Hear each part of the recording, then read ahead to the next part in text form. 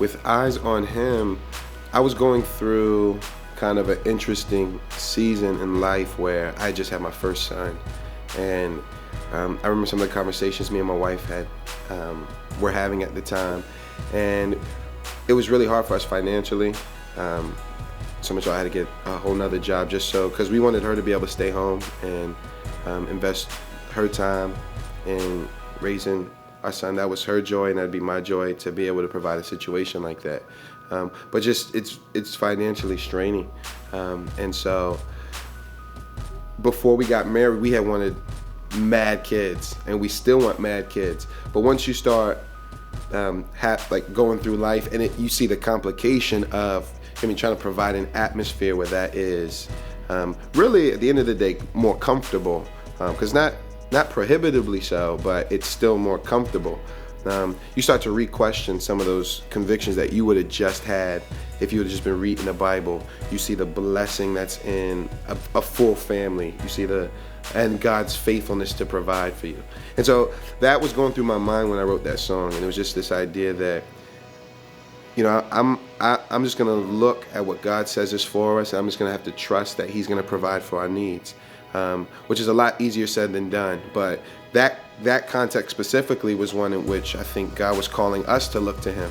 I'm say, trust me, I care more for you than the birds of the air. I care more for you than the lilies of the field, and look how much I take care of them. Surely I'm going to take care of you as well. And so that was the immediate, I think, push behind making that song. And then obviously you get into sanctification ideas where it's equally relevant. Whereas you start looking at yourself and you just get depressed, and you think incapable, you think not going to make it. And that's true. But God's with us. He's for us. And so that's kind of how that song's broken up. It's kind of encouraging just for people to look to Him whenever it doesn't look like it's going to work out. And that's both for physical things, like if you want to have a family because you believe it is it's a kindness of God to bless with a big family, then trust that He's going to provide for them. He's not a banker, but He owns all resources. So He's not waiting for us to get our bank accounts right before He blesses us with what's needful for us.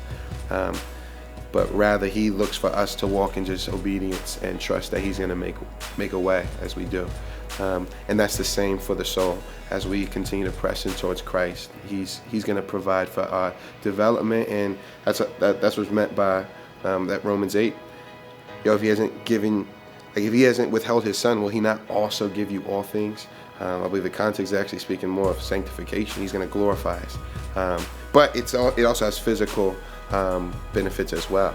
He's going to give us what's needful for us. And so, the hope of that song was just to encourage people to look to Him and believe what He says about Himself, despite how it looks, because He's faithful even when we're faithless. So that's eyes on Him was from that place where we were at.